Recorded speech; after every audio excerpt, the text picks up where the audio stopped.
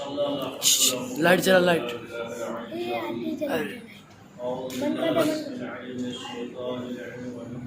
اب لائٹ ہی نہیں. الحمد لله رب العالمين والصلاة والسلام على أشرف الأنبياء والمرسلين على عبد محمد رسول الله المصطفى المجد المحمود الأحمد حبيب إله العالمين أبي القاسم محمد اللهم صل على محمد وآل محمد وعلى آل الطيبين الطاهرين المعصومين ويقين سيما وصحبه وعلى وجنب النصر العسكري وفي برباه العالمين له الابتداء والدائم وعلى دائم ومنكر الفضائل من الآن إلى قيام يوم الدين. أما بعد فقد قال رسول الله صلى الله عليه وآله وسلم مثل أهل بيتي كسفينة نوح صلوات محمد وعلى اللهم صل على محمد وآل محمد. واقعہ پڑھنا ہے یا کیا ہے؟ علی رضا گجاری، علی عباس مرشد، دہلی حدیب، مرتبہ کھڑی دے ادھر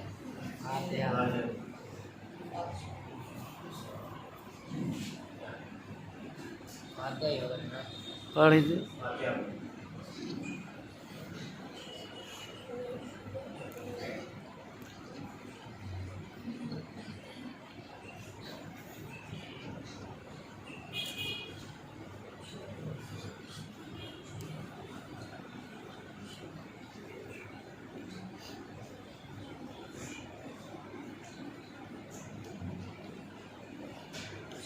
محمد والے اللهم صل على محمد وآل محمد.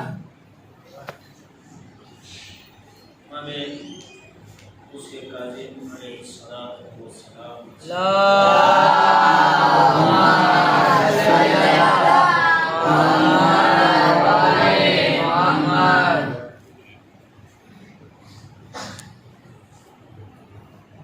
پیغمبر اسلام نے فرمایا کہ میرے اہل بیت کی مثال کشتی روح سے. آج کی شب جو پردرد اور عظیم خبر غم رکھتی ہے وہ ہے فرزند امام جعفر صادق موسیٰ کاظم علیہ السلام کی شہادت. صلی علی محمد وآل محمد. حاکم دو طریقے کے ہوا کرتے ہیں، ایک مادی حاکم اور ایک روحانی حاکم. مادی حاکم کا مقصد یہ رہتا ہے کہ لوگوں سے علم کو دور رکھا جائے، لوگوں کو علم سے دور رکھا جائے تاکہ وہ یہ نہ سمجھ سکے کہ ہم کیا خرچ کر رہے ہیں، کیا نکال رہے ہیں، کیا چھپا رہے ہیں اور کیا پوشیدہ ظاہر کر رہے ہیں. یعنی مادی حاکم جو ہوتا ہے اس کا مقصد یہ ہوتا ہے کہ حق چھپا رہے، باطل چھپا رہے، تمام کے تمام جتنا بھی عبث اور غیر فکری غلط افعال ہے، غلط چیزیں ہیں، وہ سب لوگوں کی نظروں سے ہم کر رہے ہیں تو پوشیدہ ہے.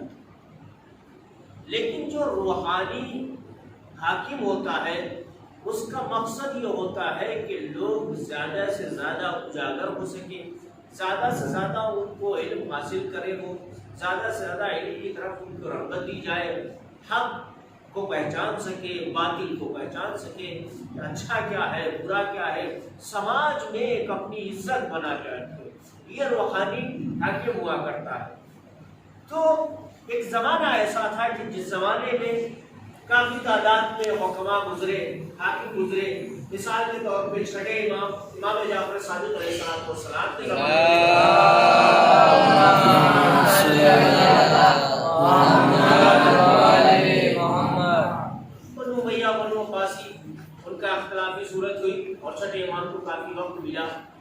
زمانے میں جبکہ امام موسیٰ کاظم علیہ السلام متولد ہوئے تھے ابھی چند روز کے تھے، تو آپ سے ظاہر سی بات ہے فقہ جعفری جو مشہور ہے، جو مذہب جعفری ہے، چھٹے امام سے جو منسوب ہے، تو چھٹے امام کے زمانے میں ہزارہ کی تعداد میں دسیوں افراد 24 گھنٹے امام کی بارگاہ میں رہتے تھے، سوال کرتے تھے، کوئی مسئلہ تلاش کرتے تھے، پوچھتے تھے۔ ایک روز ایسا آیا کہ چند لوگ جمع ہوئے اور امام سے مسئلہ پوچھ رہے تھے، کوئی کچھ مسئلہ پوچھ رہا تھا، کوئی سوال رکھا ہوا تھا، تمام کے تمام مسائل اور سوال کیے جا رہے تھے۔ انہیں میں سے ایک شخص آیا، آنے کے بعد کہتا ہے کہ مولا میں حج پہ جانا چاہ رہا ہوں، اور احرام کے احکام کیا ہے، یہ تمام چیزیں جو حج کے ارکان میں سے ہے وہ ہمیں آپ تفصیلی بیان فرما دیجیے۔ تو ایک مرتبہ امام جعفر صادق علیہ السلام نے اشارہ کیا اس گہوارے کی طرف، جس گہوارے میں امام موسیٰ کاظم علیہ السلام آرام فرما ہے۔ جب امام نے اشارہ کیا ہے کہ اس بچے سے جا کے پوچھ لو، تو تعجب کرنا چاہیے تھا، لیکن نہیں، وہ شخصیت آگے بڑھنے کے بعد اس نے سلام کیا، السلام علیکم یا سیدی و مولائی۔ امام نے فصیح عربی میں جواب دیا، وعلیکم السلام، تم پر بھی میرا سلام ہو، بچپن ہے، گہوارے میں ہے، پالنے میں ہے ابھی۔ امام نے جواب دیا۔ جب ایسی کیفیت میں ایک بچہ بولتا ہے تو ظاہر سی بات ہے، لوگ اور کھڑے ہوئے تھے جو سوال پیدا کر رہے تھے، جن کو مسئلے کی ضرورت تھی، وہ بھی آگے بڑھ گئے۔ اس نے پوچھنا شروع کر دیا اور پوچھتا چلا جا رہا ہے۔ یہ کون شخصیت ہے جو پوچھ رہے تھے؟ یہ تھے ہمارے اور آپ کے جانے پہچانے۔ کون؟ خضر نبی اللہ، جو جناب موسیٰ کو تعلیم دے چکے تھے۔ موسیٰ بزرگ تھے، بڑے تھے، جناب خضر چھوٹے تھے، لیکن اس کے باوجود جو ہے وہ ان کو تعلیم دے رہے تھے۔ وہاں جناب خضر تعلیم کس کو دے رہے تھے؟ جناب موسیٰ کو۔ واقعہ سنا ہوگا، قرآن میں اس کا ذکر ہے کہ جب جناب خضر کے پاس موسیٰ گئے کہ مجھے کچھ پڑھا دیجیے، اللہ نے کہا کہ آپ جاؤ، کچھ تعلیم حاصل کرو، کچھ سیکھو۔ جناب موسیٰ گئے، جناب خضر ایک کشتی پہ سوار ہو گئے، کشتی کو سوراخ کر دیا، اور سوراخ کرنے کے بعد پھر ایک بستی میں پہنچے، ایک بچے کھیل رہے تھے، وہاں ایک بچے کی گردن کاٹ دی، اور پھر اس کے بعد جب گاؤں میں پہنچے تو وہاں ایک دیوار گری پڑی تھی، اس کو بغیر اجرت کو اٹھانا شروع کر دیا۔ موسیٰ بار بار سوال کیے جا رہے تھے، آپ کیا کر رہے ہیں؟ تو انہوں نے کہا کہ دیکھو میرے ساتھ چل تو ہے لیکن سوال نہیں کرنا۔ انہوں نے جب باقاعدگی کے ساتھ ہر سوال پہ سوال کر دیا، انہوں نے ہر مسئلے پہ ہر چیز پہ سوال کرنا شروع کر دیا، تو جناب خضر نے کہا دیکھو اب سے جتنے بھی سوال تم نے کیے، جو میں نے انجام دیا وہ میں تمہیں بتا دے رہا ہوں، لیکن آج کے بعد تم اپنے راستے پہ چلے جاؤ، میں اپنے راستے پہ چلا جاتا ہوں۔ سلام پڑھیں محمد والے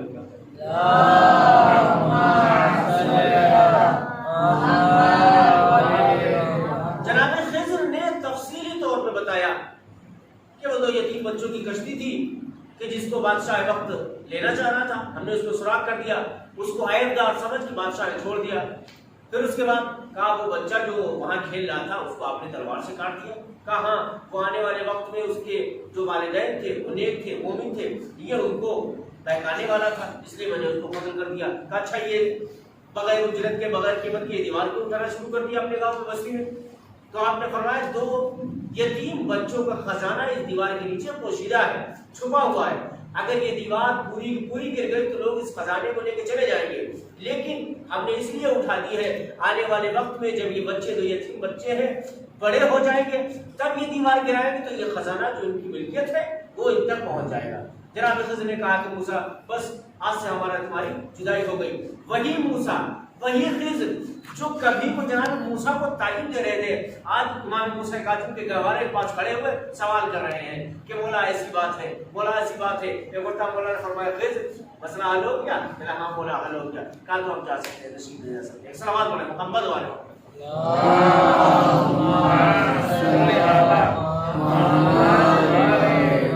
یہ وہی ساتویں امام ہیں کہ جن کے لیے ہمارے ہر امام کو، ہر معصوم کو امتحان گاہ سے گزرنا پڑا، دنیاوی اعتبار سے بھی اور اخروی اعتبار سے بھی۔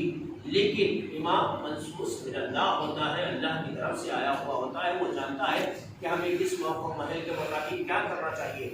امام کو باقاعدگی طور سے امام نے کم سے کم ذکر ہے کہ 20 سال کی زندگی اپنی جو ہے وہ چھٹے امام کی زندگی کے ساتھ، یعنی اپنے والد ماجد کے ساتھ گزاری ہے، باقاعدگی کے ساتھ۔ جو یونیورسٹی امام جعفر صادق علیہ السلام نے قائم کی تھی اس کو چلا رہے تھے، اور باقاعدگی کے ساتھ لوگوں میں علم کو نشر کر رہے تھے، لوگوں کو علم پہنچا رہے تھے۔ اس کے بعد نتیجہ یہ ہوا کہ جیسے ہی چھٹے امام کی شہادت واقع ہوئی، فوراً ہی امام منصب امامت پہ آ گئے۔ لیکن دشمنان دین جو بادشاہان وقت تھے ان کو یہ بات پسند آئی۔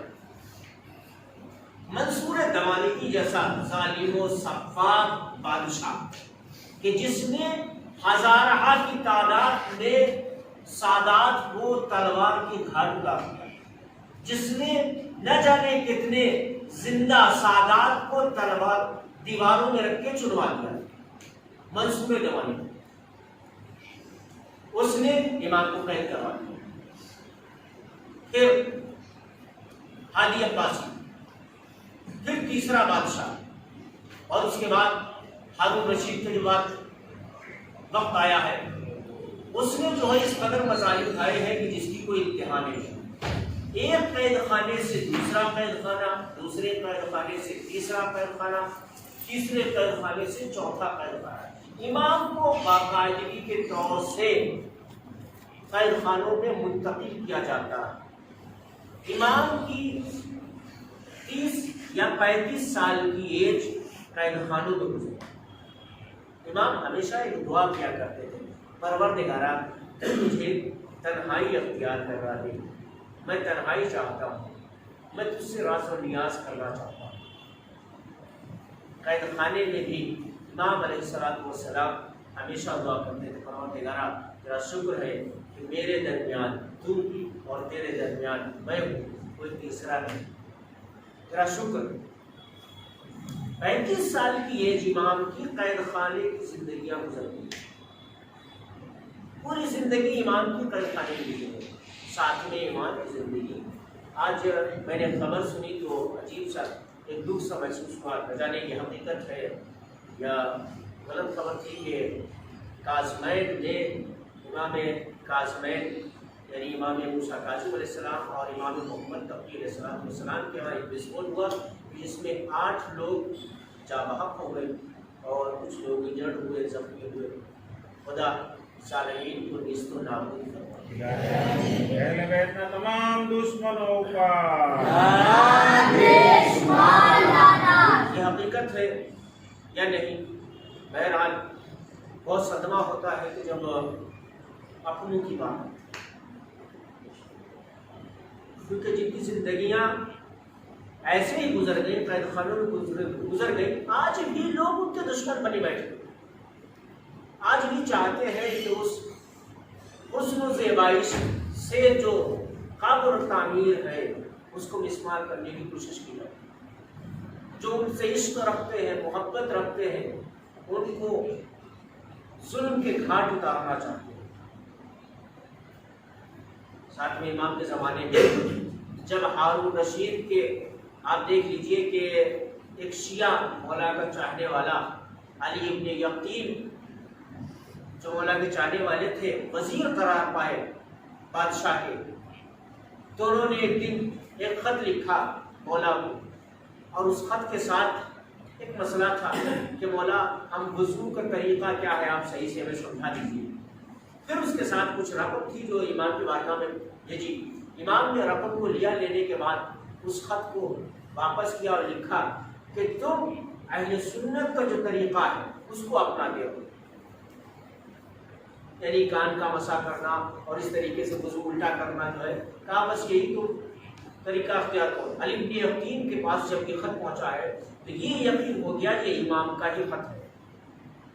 دیکھیے امام کو چاہنے والوں کا کس طریقے سے امتحان ہوا اور امام نے کس طریقے سے اپنے چاہنے والوں کو بچایا ہے۔ آج بھی ہم نامحروم نہیں ہیں اماموں سے، آج بھی وہ حجت خدا کہہ رہا ہے کہ اگر ہم تمہیں تمہارے حال پہ چھوڑ دیں تو یہ زمین تمہیں کھا جائے گی۔ اس کا مطلب یہ ہے کہ کوئی ذات ہے، کوئی ایسی ذات ہے کہ جس کے کیمرے 24 گھنٹے ہمارے اوپر لگے ہوئے ہیں اور وہ ہمیں سیو کرے ہوئے ہیں۔ اگر ہم اس کو فراموش کر دیں اور اس نے ہمیں فراموش کر دیا تو نہ ہم دنیا کے رہیں گے نہ آخرت کے۔ صلوات پڑھو محمد والے۔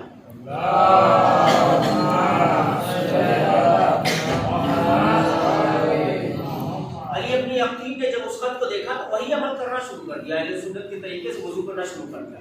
چند دنوں کے بعد یہ ہوا کہ علی ابن یقین کا جو غلام تھا اس کو علی ابن یقین نے پیٹا اور وہ ناراض ہو گیا، اس نے جا کے بادشاہ سے شکایت کی۔ یہ دوسرے لوگوں نے خبر دی کہ علی ابن یقین جو ہے وہ شیعہ ہے، یہ موسیٰ بن جعفر جو ہے وہ ان کے جاننے والے ہیں، ان کے پاس باقاعدگی طور سے خمس کا پیسہ یہ تمام چیزیں بھیجا کرتے ہیں۔ تو ہارون رشید ظاہر سی بات ہے دشمن اہل بیت تھا، اس نے کہا ٹھیک ہے ہم دیکھیں گے، چیک کریں گے۔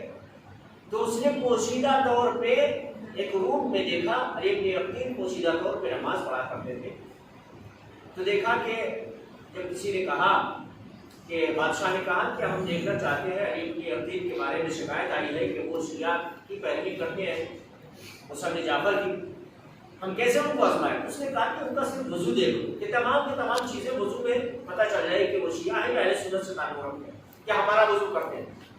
تو اس نے کہا ٹھیک ہے، پوشیدہ طور پر دیکھا تو دیکھا کہ علی ابن یقین وہی الٹا وضو اہل سنت کا وہی وضو جو ہے انجام دیا، وہ دیکھ کے خاموش ہو گیا۔ علی ابن یقین کو بلایا اور کہا کہ میں معذرت چاہتا ہوں، مجھے غلط خبر دی گئی کہ آپ جو ہے موسیٰ بن جعفر کو چاہتے ہیں، جبکہ میں نے آپ کو دیکھا کہ آپ ہمارے جیسا وضو انجام دیتے ہیں۔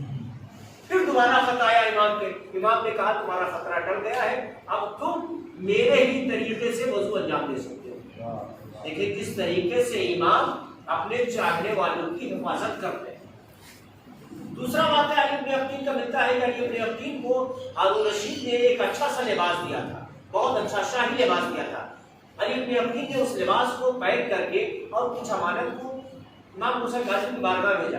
امام نے تمام چیزوں کو ایکسپٹ کر لیا اور یہ جو لباس بھیجا تھا اس کو واپس کر دیا اور یہ کہنا بھیجا کہ علی ابن یقین نے اس لباس کو جس طریقے سے بھیجا ویسے ہی جیسے تمہیں دیا گیا ہے خوشبو کے ساتھ ویسے اس کو سیو کر کے رکھ لو، یہ تمہارے کام ہے۔ علی ابن یقین نے سوچا شاید کوئی وجہ ہو، مسئلات کو امام جانتا ہے۔ چند دنوں کے بعد ایک غلام نے جا کے خبر دی کہ علی ابن یقین نے بھائی جس طریقے سے خبریں آتی تھی شیعوں کے خلاف وہی خبر ملی ہارون رشید کو کہ علی ابن یقین جو ہے موسیٰ کاظم کے چاہنے والے ہیں، ماننے والے ہیں، وہ شیعہ ہیں اور انہوں نے وہ جو آپ نے لباس دیا تھا، اچھا شاہی لباس دیا تھا، وہ ان کو ہدیہ کر دیا، گفٹ کر دیا۔ بادشاہ غصہ ہوا، ناراض ہوا، اس نے بلایا علی ابن یقین کو، بلانے کے بعد پوچھا کہ تم نے ایسا آخر انجام دیا ہے؟ کہا نہیں، لباس تو میرے پاس رکھا ہوا ہے۔ لباس کو منگوایا، منگوانے کے بعد بادشاہ نے دیکھا اور پھر حکم دیا کہ اس بادشاہ کو 500 کوڑے مارے جائیں، اس کو غلام کو 500 کوڑے مارے جائیں، جس طریقے سے اس نے غلط خبر دی تھی، جبکہ خبر صحیح تھی، لیکن جب امام نے واپس کیا تھا تب اس کو خبر نہیں تھی کہ امام نے وہ ہدیہ جو ہدیہ یا گفٹ اس نے بھیجا تھا، امام نے اس کو واپس کروا دیا تھا، کیونکہ امام جو ہوتا ہے وہ غیب کی باتوں کو جانتا ہے کہ آنے والے زمانے میں ہمارے ساتھ کیا ہونے والا ہے اور ہمیں کیا کرنا چاہیے۔ ایک صلوات پڑھیں محمد والے محمد۔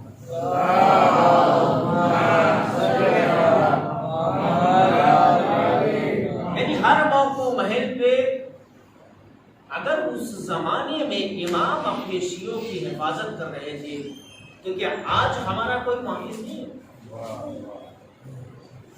ہمیں اس پہ غور کرنے کی ضرورت ہے۔ کہیں بھی کسی بھی مشکل میں ہو تو یہ گھبرانے کی ضرورت نہیں ہے کہ میں تنہا ہوں، میں اکیلا ہوں، کوئی ہمارا ہے نہیں، بلکہ ایک ذات ایسی ہے کہ جو آپ کی حفاظت کر رہی ہے۔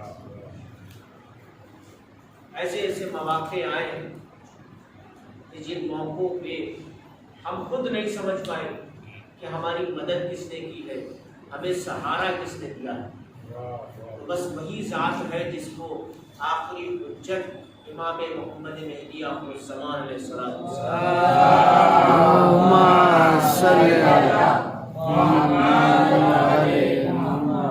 وہ امام ہمیں ہر مقام پہ ہر منزل پہ بچاتا رہتا ہے۔ دشمنوں سے بچاتا ہے، شر و فساد سے بچاتا ہے۔ امام موسیٰ کاظم کو کس طریقے سے اذیتیں دی گئی، امتحان لیا گیا۔ ابو حنیفہ کے چند شاگرد پہنچے، انہوں نے کہا کہ ہم ان کے علم کی حد دیکھنا چاہتے ہیں۔ کیا علم کی حد دیکھنا چاہتے ہیں؟ بادشاہ نے ہم نے کہا دیکھ لو جائے۔ جب وہ پہنچے ہیں، دو شاگرد تھے ابو حنیفہ کے، جب وہ پہنچنے کے بعد انہوں نے دیکھا کہ امام موسیٰ کاظم عبادت میں مشغول ہے قید خانے میں، لیکن ان کے اطراف میں دو شیر کھڑے ہوتے ہیں۔ خوف کی وجہ سے واپس چلے جا، آنے کے بعد ان سے دونوں نے بادشاہ سے جب یہ بات کہی، ہارون رشید سے کہی، تو ہارون نے دوسرے لوگوں کو بھیجا کہ جا کے دیکھا یہ سچ بول رہے ہیں۔ جب وہ گئے تو انہیں بھی دکھائی دیے کہ دو شیر ہیں جو دائیں بائیں امام کے کھڑے ہوئے، امام عبادت میں مسلم، یہ ہے ہمارا امام۔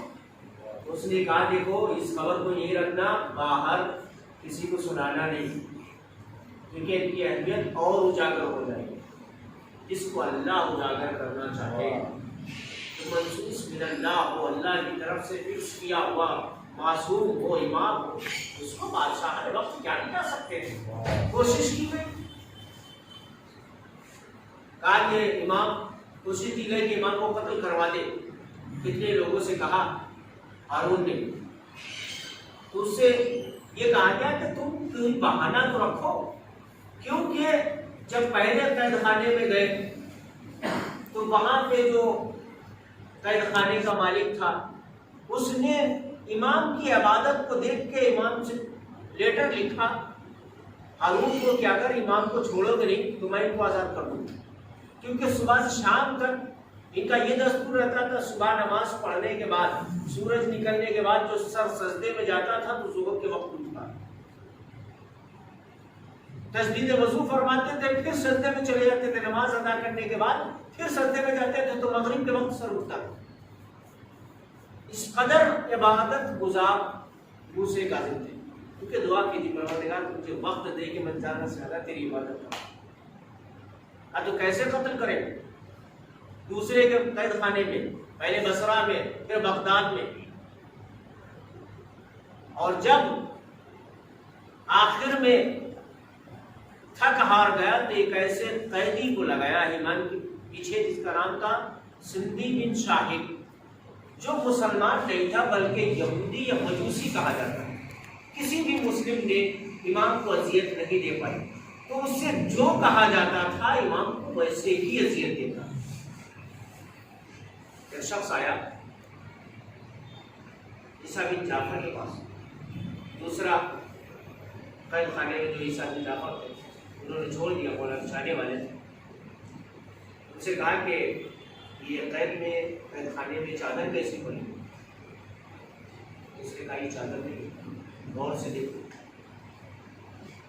یہ امام موسیٰ کاظم، یعنی اس قدر نحیف اور لاغر ہو گئے کہ امام کو قتل کرنے کی سازش جب بنائی تو ایک فاحشہ عورت کو بھیجا، رات کی تاریکی میں چراغ لے کے جب قریب پہنچی امام نے کہا خبردار میرے قریب مت آؤ، کھڑی ہو گئی۔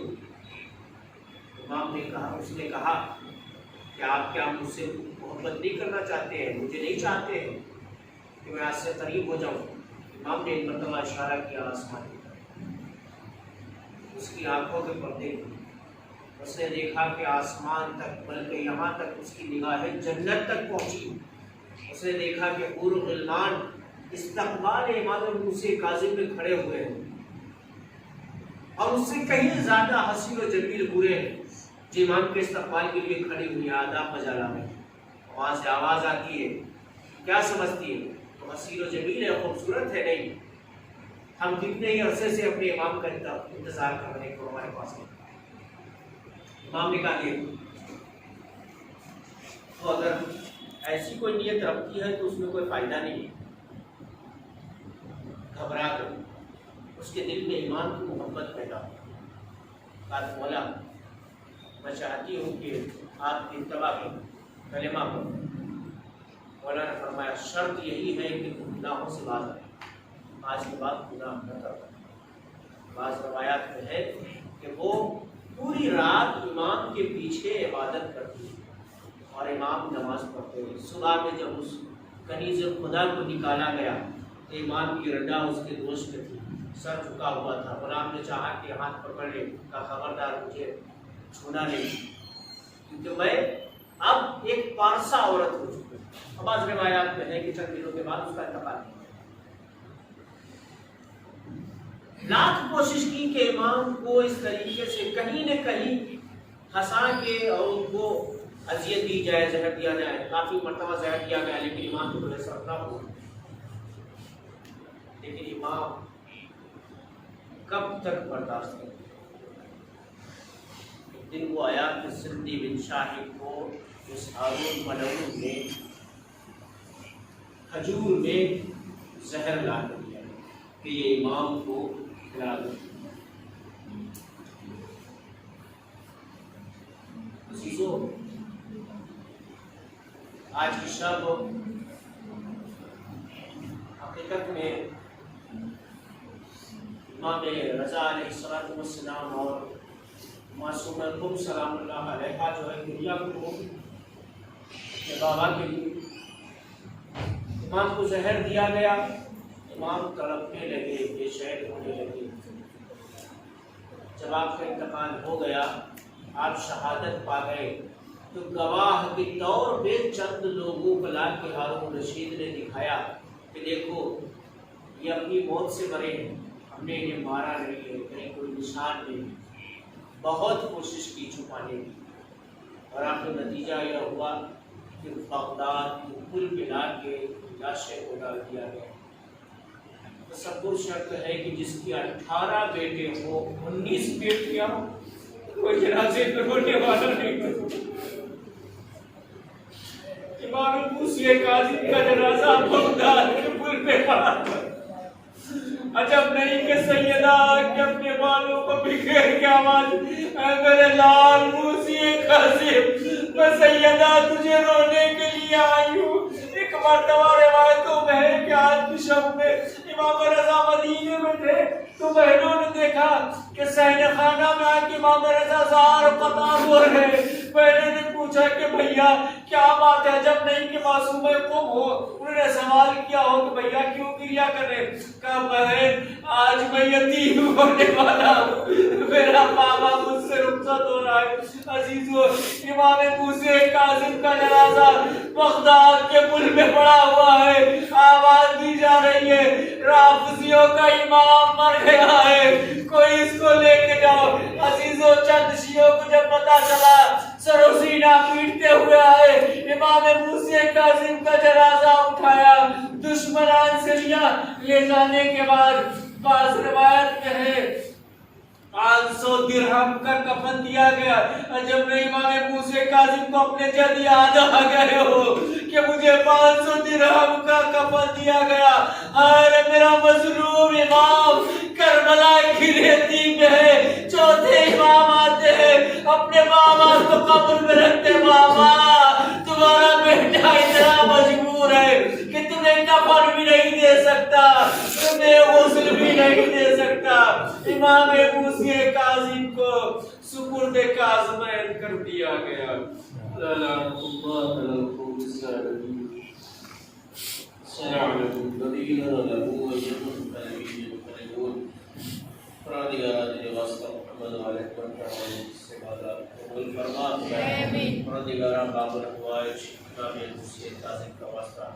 جو بھی شیعہ نے حجر کرام جمع کری دی ان کی عزت و آبرو جان مال کی حفاظت فرما۔ پروردگار امام موسی کاظم باب الاحوال کا واسطہ جو مرحومین ہمارے درمیان سے گزر چکے ہیں، پروردگار آپ کی اپنی رحمت نازل فرما۔ پروردگار جو بھی شیعہ نے حجر کرام جمع کری بھی رہے علماء کرام ان کا سایہ ہمارے سروں پہ قائم دائم رکھ۔ پروردگار باب الدعائے امام موسی کاظم کا واسطہ جو بھی شیعہ نے حیدر کرار خواتین بچے بیمار ہیں باب الحوائج کے سکتے ہوئے انہیں شفاء عاجلہ عنایت فرما۔ پروردگارہ باب الحوائج کی وسیلے سے پروردگارہ آخر حجر یوم زمانہ کے ظہور میں تعجیل فرما، ہم سب کو کے آوار اور ساتھ شمار فرما۔ ربنا تقبل منا انک انت السمیع العلیم۔ ان مرحومین کے نام یہ کہ